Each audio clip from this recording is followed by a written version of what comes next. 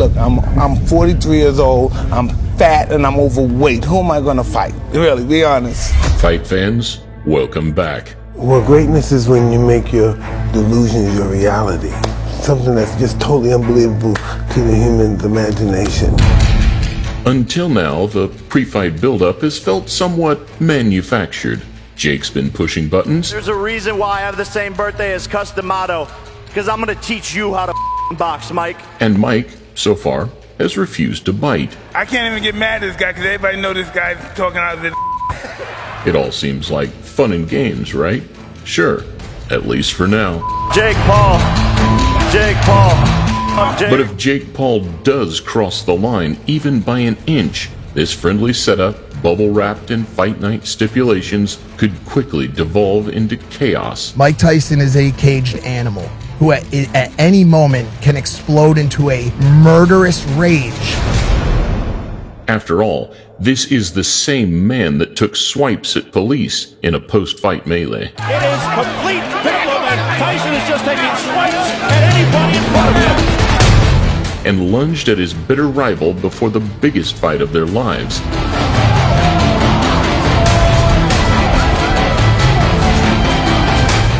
Tyson evicting Jake Paul's soul from his body is the outcome the majority seem to be hoping for. Mike Tyson's not losing to him.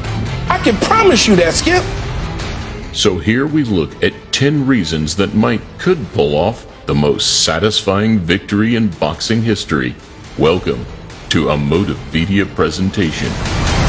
Jake needs these guys. Jake needs Tyson and needs all these other people because that you know, everybody's going to tune in to hope that Mike Tyson knocks him out. Right. They're not tuning in because they think Jake Paul's a great fighter and they want to see him compete. Jake fought a guy who was his age and who was also considered a boxer, and he lost. So far, Jake has mainly feasted on an appetite of retired MMA fighters and non-boxers. When he did cross the line, albeit marginally in February last year, Tommy Fury showed the difference. It's all a joke. I'm ending you February 26th, and you already know it. In the dressing rooms. I want clean fight, okay? Touch glove, good luck. Let's go. Cautious of any return fire, Jake found himself excessively hugging, clinching, and a lot more hesitant at range. Who did he knock out? Little children. He didn't knock out Tommy Fury. Tyson has spent a career in this position, being clung on to for dear life by fearful opponents. He's not listening to Rivera at all. He's just going to continue to hold until he just physically forces him out. Can't say I blame him. He will cut angles on the inside a lot more effectively than Fury. And if you put Mike in Tommy's place for that flurry at the end of round one, things probably end a lot differently. It's a good left hand as well that got through. The first meaningful shots of the fight landed right at the end of the round. I don't know, I feel like that's kind of disrespectful of Jake though. He said he want to be a real boxer, but he's challenging these retired fighters, or this is like the first real boxer he really fought. Tommy Fury don't really count. I was like hunkered over and I was like by his hip and he kind of had me in a headlock. Opens his glove and puts his hand over my mouth. When Jake's brother fought Floyd Mayweather back in 2021, he was surprised at all the subtle intricacies and veteran moves that kept Floyd one step ahead. He knew where the ref was. He knew to cover my mouth. Straight up in the middle of the fight, I'm like, and I get up and I'm like, what the fuck? I just missed 2 breaths. Mid-fight game changers, some barely noticeable, that you can't really prepare for. In my head, I'm like, holy fucking shit, this is like one of those old school boxing tricks that you like hear about. And I missed the breath. I got up. Whoa, that was crazy. And I'm sure he's got 1,000 of those up his sleeve. We're getting to see strange things happen in boxing. As another elite level operator, Mike has seen it all before against bigger, stronger, and more dangerous men. Holyfield bit by a dirty Mike Tyson. So whether it's some of those questionable tactics on the inside, or whether it's an ability to throw off Jake's game plan and make him fight scared, it's almost certain that Tyson will have a trick or two up his sleeve. It's all about the experience of being in the ring, fighting. It's all about getting comfortable with the ring. That's what experience is about. There's nothing to lose for Tyson. If he wins, like, people are going to thank him. Thank you for ending this charade, they're going to say. The strongest I've ever seen you.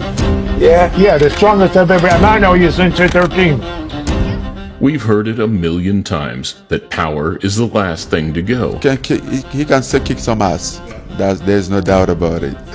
And whilst it's debatable, it has been proven in certain cases by some age-defiant veterans of the past. And I'm proud of myself, and it's showing the world that the age 50 is not a death sentence for an athlete. You can pursue excellence as long as you want, not when people say it. So where Mike's danger factor remains, Jake's margin for error, especially early on, is minimal. What happens when Jake Paul gets in trouble against a real-life killer? Additionally, the problem child is certainly not without flaws. He's faced criticism surrounding his footwork and displayed a tendency to drop his hands. We've seen you punch. Eyes closed half the time. Half your knockouts, your eyes just closed. You just throwing a haymaker. That shit ain't working on Mike Tyson, man. So if Jake doesn't take this quite as seriously as he should, or suffers a split-second lapse of concentration, it's curtains on November 15th. Actually fight a guy who, finally, I know he's much older than him, but is naturally the bigger guy. In his move up to heavyweight, Jake will be coming in 20 pounds heavier than usual. And I'm only growing. You know, like, I think I'll get up to 240 and then probably cut down, so I'm like way faster. The 220-pound version won't look as ripped and won't be as mobile as the man who faced Mike Perry.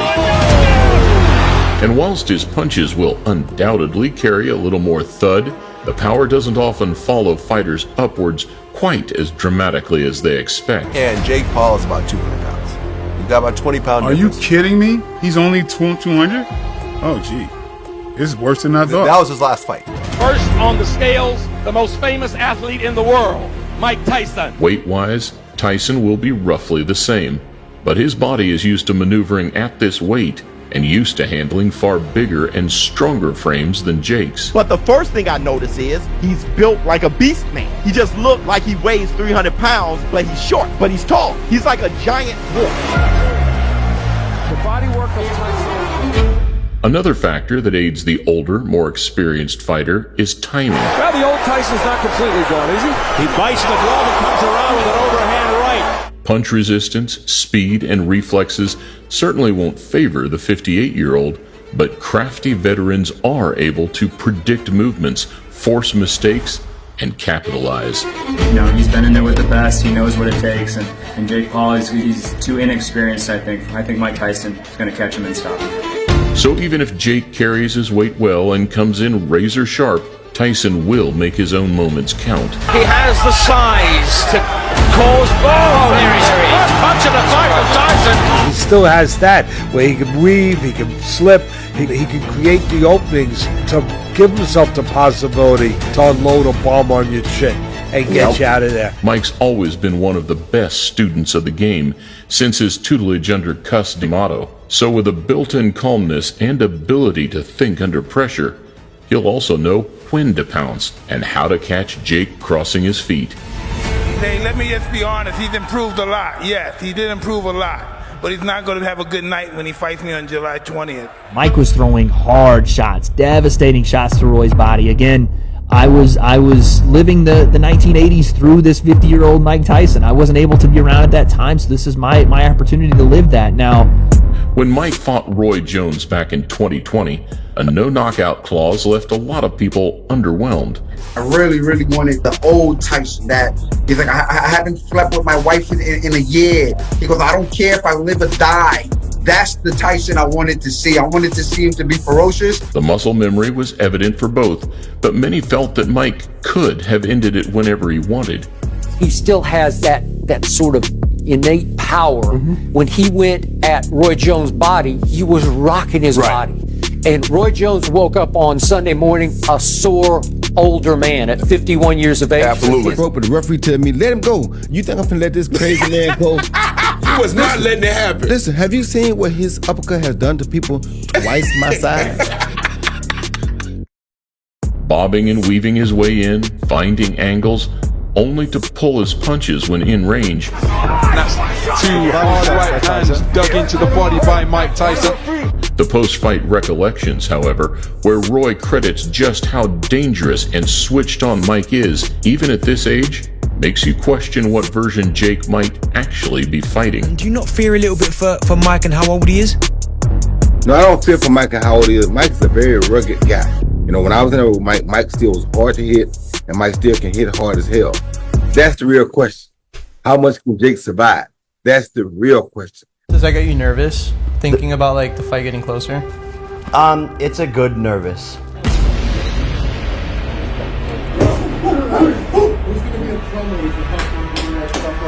It's like excited, but with a slight bit of worry, yeah.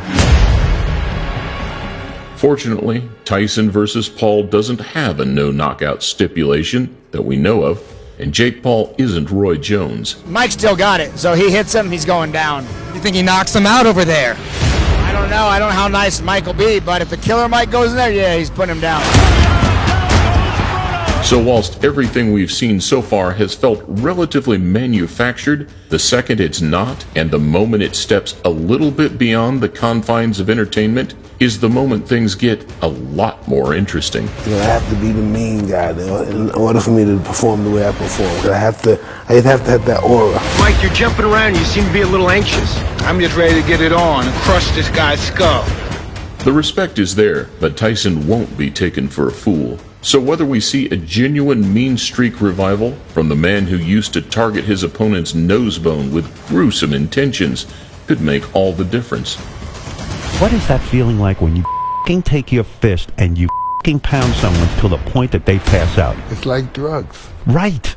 It's like drugs. It gives you everything you want. Yes. But it takes back so much more in return. Fighters are different than any other human being on earth. And the greats, the best of the best, that's who they are. That's how they're built to the core. Mike Tyson! Expanding on the power retention theory, and despite being a shell of his former self, Jake has still never been hit by someone who punches like Mike. So that's why. When he got in that ring, he had to show Mike right away, because he said, if you show that you're scared of Mike, he will demolish you. Right, as soon as he sees it. But Evander, he's like a pit bull.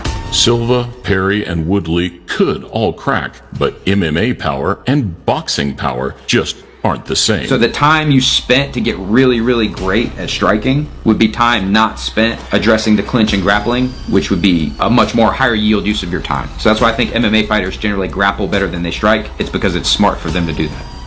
The technique and skill required to land the punches quite as effectively is what's missing. But where the boxers excel is the art of boxing, being able to land those punches in the right spots at the right time. Tommy had ways of setting his power up, and Jake didn't like it. Good start to the round here from Tommy Fury. So if or when Mike actually lands clean on Jake, even in 16-ounce gloves, the problem child might be in some trouble of his own.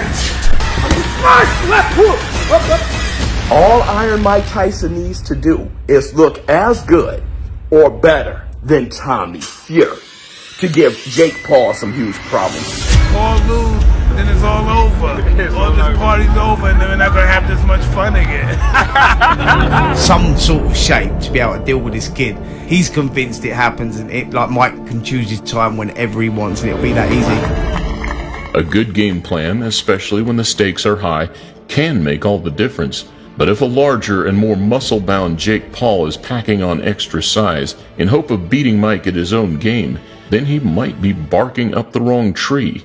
Mike Tyson is pretty straightforward technique to counter him, and to me that's exciting and gives me a lot of confidence. Instead, his best interests lie in the deeper waters of this 8-round showcase. What Jake Paul gonna do if Tyson hits him in the body? I think the only thing Jake is probably banking on is taking Tyson in deep waters because he's older. That's the only thing I can see. For Mike, it's quite the opposite. Those 5-second training snippets, despite being impressive, aren't realistic, and they don't tell the full story. Those tiny little 3-second clips. Anyone can look good for 3-second clips, especially someone like Mike Tyson. What they do show, however, is Tyson's path to victory. And that's a split-second burst of something Jake's never really seen. Say what you want. This crowd rose as one and gave him a massive ovation. The Tyson phenomenon is still alive. Tell us what you think is going to happen in this fight and where you think it's leading for you. Well, I'm in great shape, and I'm just looking forward to doing some serious damage. Mike wouldn't come into the fight if he had nothing to offer. But helping to guide Ngannou to that success against Tyson Fury will remind him of what can be done using that all-important element of surprise. No matter how the fight goes, let's don't forget this can't really fight. And similarly, all the pressure will be falling onto the shoulders of his opponent. It's going to be more action. It's going to be a firefight, more punches, and it's going to be a sprint in there, so I think it's more entertaining for the fans. The majority feel that the opening 60 seconds is Mike's window to capitalize. So in that respect, it's just like the Mike Tyson fights of old. You need to get your popcorn ready, drink in hand, and just don't blink.